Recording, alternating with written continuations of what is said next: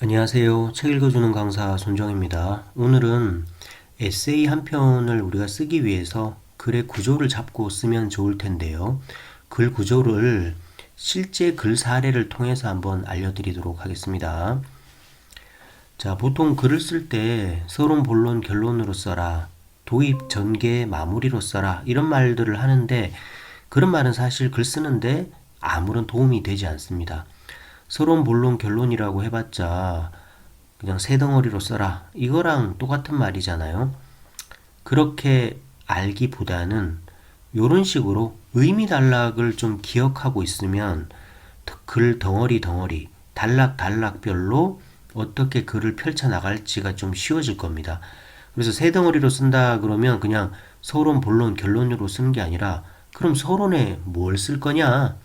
어떤 일의 현상을 쓸 거라는 거죠. 아니면 현상 써놓고 두 번째 단락으로는 그 현상을 내가 진단해 주는 거죠. 그리고 해법을 쓴다. 그러니까 이런 걸 좀 알고 있으면 좋다라는 거죠.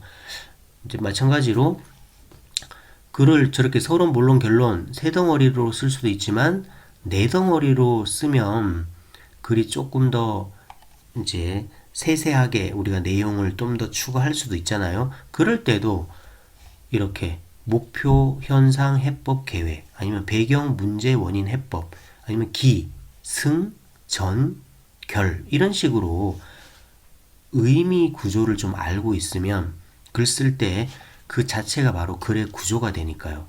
자, 3단 의미 구조 몇 가지 더 살펴보면 근데 글 한 편 쓸 때 어떻게 쓸까 이렇게 그냥 막연하게 고민하기보다 그래 이번에 세 덩어리로 한번 써보자. 첫 단락은 why 내가 이 글을 쓰는 이유를 쓰자.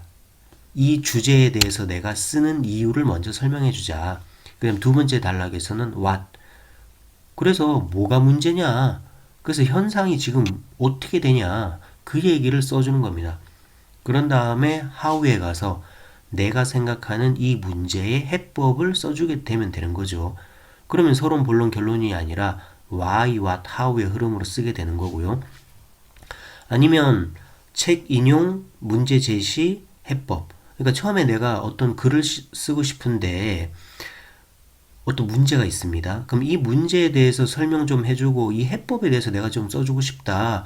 그런데 어떻게 쓸까? 그러면 서론, 본론, 결론 이렇게 생각하기보다 책 인용. 그러니까 내가 지금 다루고자 하는 이 주제와 관련된 내용이 포함된 책, 그 책 내용을 초반에 인용을 좀 해주는 겁니다. 그리고 나서 내가 지금 하고 싶은 말, 문제 제기를 해줍니다. 근데 마지막에는 해법을 내야 될 텐데 결국 이 해법이 어디서 온다? 내가 최초에 첫 단락에 인용했던 그 책에서 해법의 힌트가 있었던 거죠. 그렇게 되게끔 써야 되는 거죠. 그러니까 이런 식으로 의미 구조를 좀 알고 계시면 막연하지 않고 흐름, 스토리 라인이 이미 잡히게 되는 겁니다. 4단 구조도 이렇게 기승전결 하면 이런 거죠. 그러니까 문제 제기를 먼저 해주는 겁니다.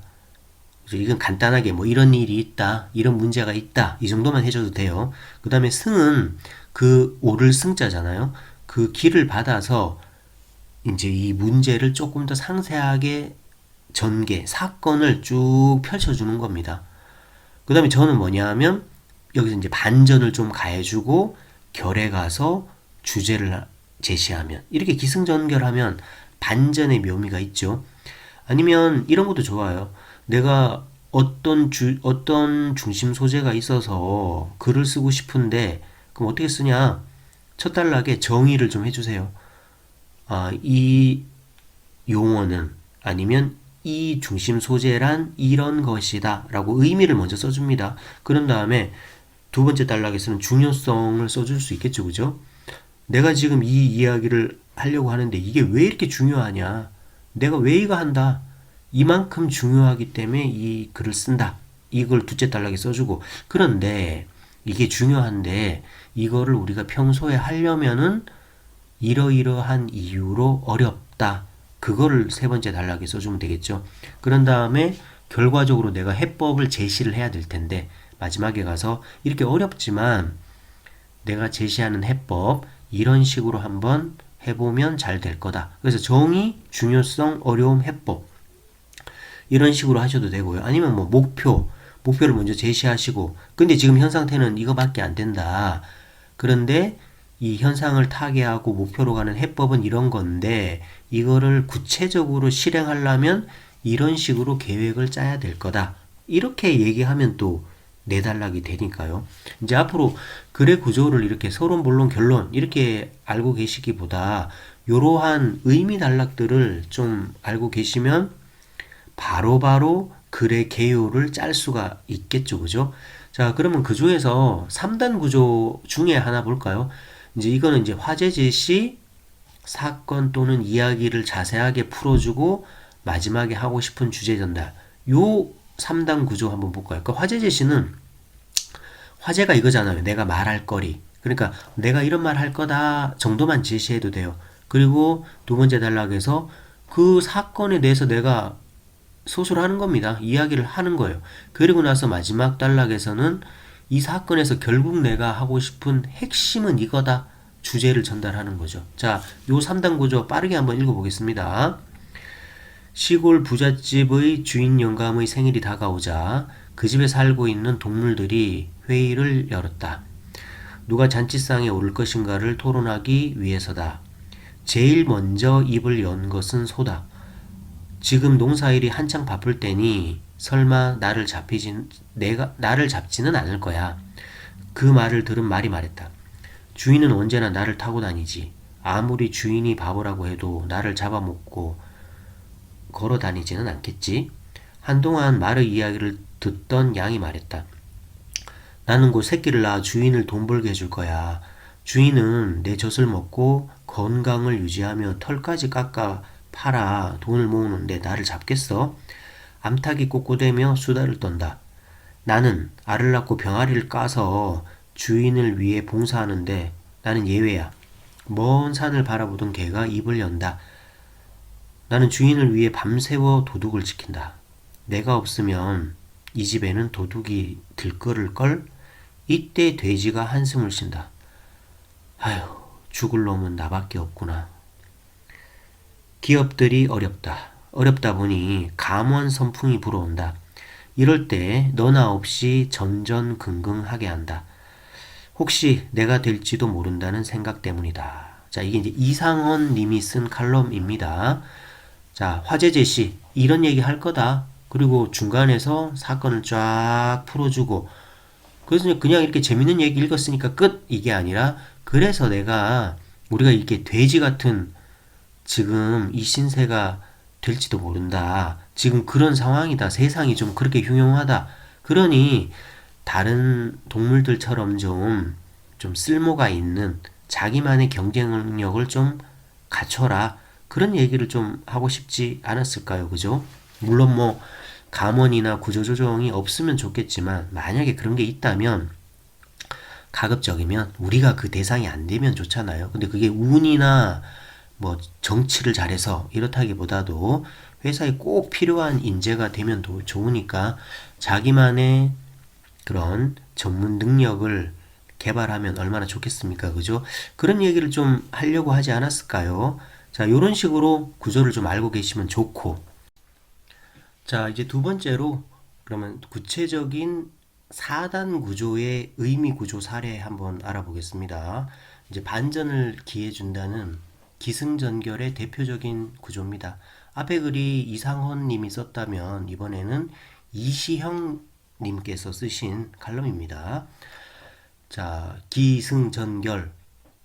기는 뭡니까? 글을 일으켜 세운다. 글을 시작한다. 승. 기를 받아서 같은 흐름으로 이야기를 펼쳐줍니다. 전. 글을 반전을 가해줍니다. 결. 하고 싶은 말을 합니다. 아무리 봐도 칭찬할 구석이 없는 경우도 있다. 솔직히 나의 그림이나 글씨는 누가 봐도 형편없다. 칭찬한다면 그건 욕이다. 초등학교 2학년 때 일이다. 습자 숙제를 해야 되는데 아무리 정성 들였어도 안 되는 것이었다. 형의 표현대로 지렁이가 기어가는 글씨밖에 되질 않았다.